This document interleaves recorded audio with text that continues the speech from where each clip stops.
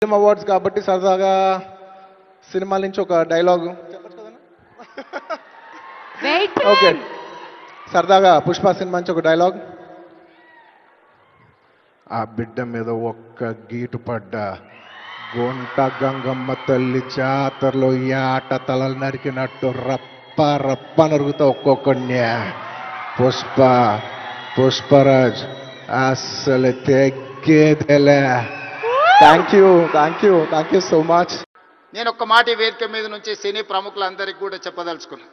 రాష్ట్ర ప్రభుత్వం కఠినంగా కనిపిస్తుంది, కానీ మిమ్మల్ని అభిమానంగా చూసుకుంటుంది. మీ అభివృద్ధికి 100% తోడ్పాటును అందిస్తుంది. ప్రభుత్వం నడిపేటప్పుడు కొన్ని నిర్ణయాలు తీసుకున్నా అది మిమ్మల్ని ప్రోత్సహించడానికి, మిమ్మల్ని అభినందించడానికి, మీకు సముచితమైన స్థానం కల్పించడానికే ఈ రాష్ట్ర ప్రభుత్వం ప్రయత్నం చేస్తుంది. ఈరోజు ఈ వేదిక మీద నుంచి తెలంగాణ రైజింగ్ 2047కు ఒక ప్రత్యేకత ఉన్నది. ఈ దేశానికి స్వతంత్రం వచ్చే 100 సంవత్సరాలు 2047లో మనం పూర్తి చేసుకోబోతున్నాం. మరి స్వతంత్ర భారతదేశంలో 100 సంవత్సరాలు పూర్తి చేసుకుంటున్నప్పుడు మన దేశం ప్రపంచంలోనే ఒక అద్భుతమైన దేశంగా, మన దేశం ప్రపంచం ఎకానమీని శాసించే విధంగా మన దేశం అభివృద్ధి చెందాలి.